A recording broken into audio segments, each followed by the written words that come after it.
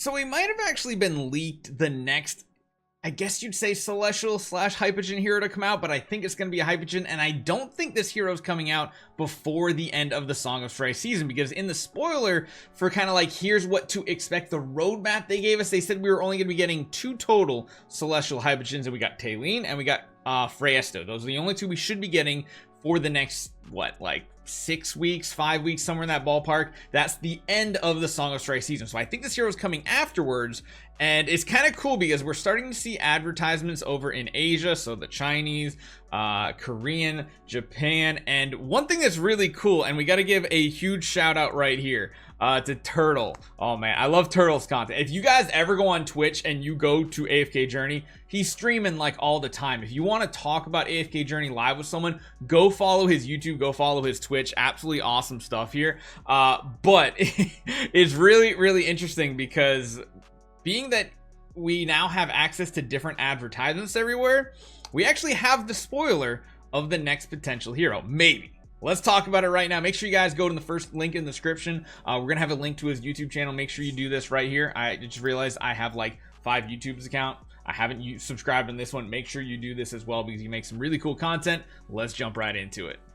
So this right here is the ad that we have seen, and it's interesting because I never thought I'd be able to get heroes based on their legs, but in AFK Journey / AFK Arena, it's kind of easy to tell, and we're not really focusing on the left 2. The middle one looks like it's Morel, I think, from the current game that we already have, which she's kind of like, you know, she's like one of those faces of the game. The other one is a light bearer that is potentially going to be a hero we get in the future. I've never been a fan of her. I'm not going to talk about her in this video. What I want to talk about is these right legs right here, because these right pair are very unique and is part of a Hypogean hero that sadly I feel like wasn't as powerful. Like there were 2 that came out at the same time. One was like, they're both support heroes. One was more of a damage dealer, one was more of support. She ended up being more of a support, but hey, we had Taylene, who was a support hero in AFK Arena, and she came over to be more of a pure damage dealer in AFK Journey. So we don't know what that's going to be. What we're going to do is I'm going to show you guys exactly who this hero is in AFK Arena, and we can talk about what she could potentially be in AFK Journey. So one thing that's really cool in my opinion about having this IP that is attached to another game is, well, as you guys have seen, we've had a lot of heroes coming from AFK Arena. You can see how many Celestial and Hypogeans actually just exist in this game. You know, we've already had ones like Taylene, we've had original ones like Freyasto. So it almost seems like we have a new one and then a ported one from Arena back and forth. And this one seems like one that is potentially going to be ported from Arena. See those legs right there? Yeah, that's the important part because this is Lucilla? I think it's called Lucilla. And it was interesting because when she came out, she basically came out with her, I think it's her sister is what it was called in the lore. So if you had to actually take a look, they are both support heroes. And where is she? Nope, that's not her. She's over here. Liberta. Both of them support heroes. She ended up being a support, so she's all about buffing and debuffing and all that fun stuff, while also having revives, which that just fits in perfectly with Thorin, with Taylene, all that fun stuff. So let's go over her abilities so you guys know kind of what this hero can do here, because as you guys saw with Taylene, it wasn't a direct port over, but very similar type abilities. Active ultimate skill here consumes energy per second to create a domain around herself until all energy is exhausted. While active, the attack rating and defense rating of all allied heroes is increased. That's awesome. But it's by a percentage of the attribute sealed with her Crimson Scythe, which I think is this last one. No, I actually forget which one it's attached to.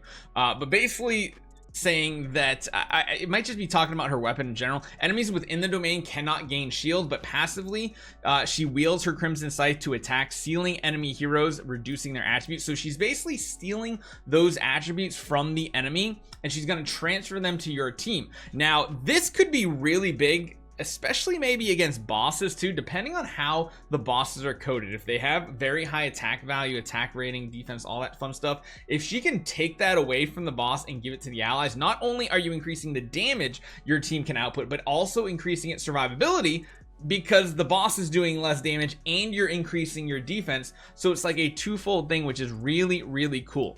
She did have some really cool synergies with Liberta too, so if we do get her, I wouldn't be surprised if we also get her sister at some point potentially. But basically, if she's on the battlefield with her sister, she gets some extra abilities with her stuff, which is really cool. This one here is always sealing attributes for the maximum possible value instead of a range, which is really, really cool.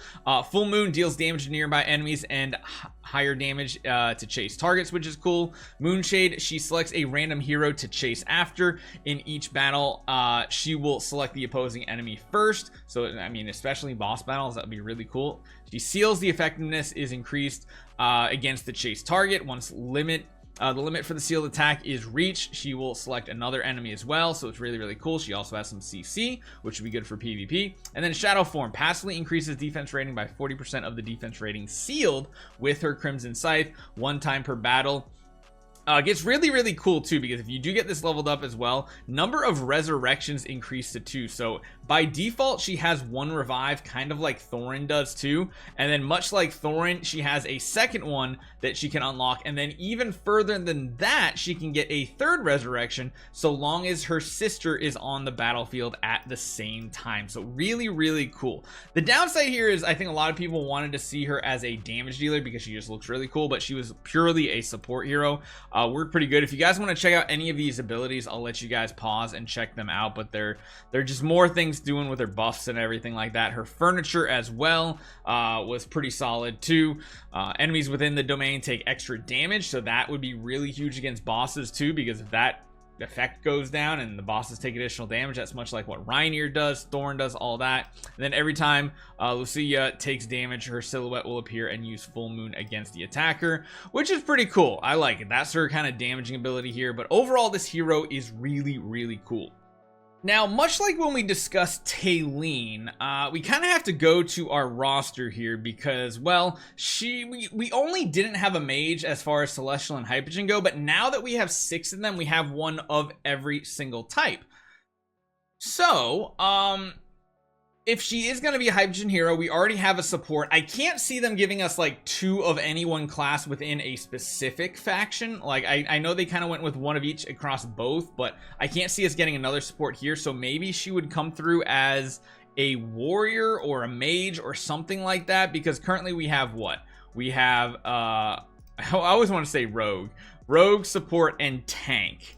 I could very much see her being like another mage, kind of like what we just had with Taylene, where Taylene went from a support hero to a mage hero. But either way, I think this potentially is really, really cool. I like it when they take AFK Arena heroes because we already have like an assumption of what the hero can do.